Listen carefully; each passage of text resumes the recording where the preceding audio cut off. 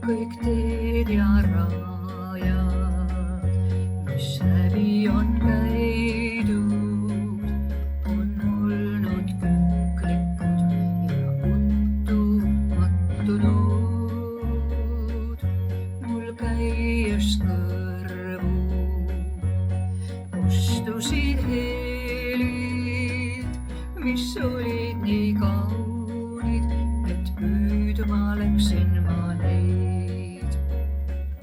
Ja nii need helid mind kandleni kandsid, kuid kannel kurvalt otsa vaatas mul.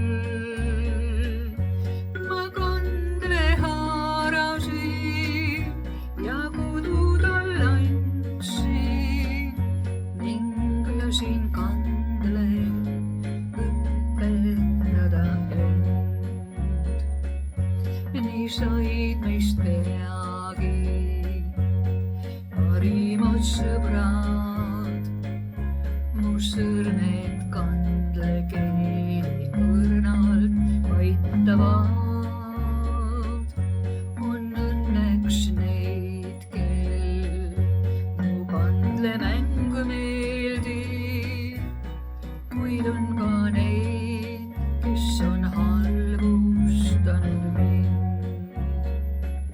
See haiget teinud ja südame murdnud, kuid kannel hästi oskas lohutada mind. Nii ühel päeval ning kurblikul meelel mu sõrmed kandlel selle uue laulu lõid.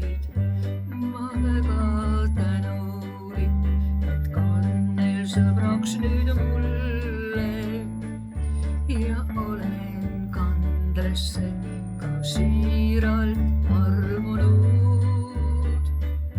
Kui leiduks rohkem neid, kes lugu peaks kandlest, siis võiks kauneid kandleviise kuulda veel sajandeid.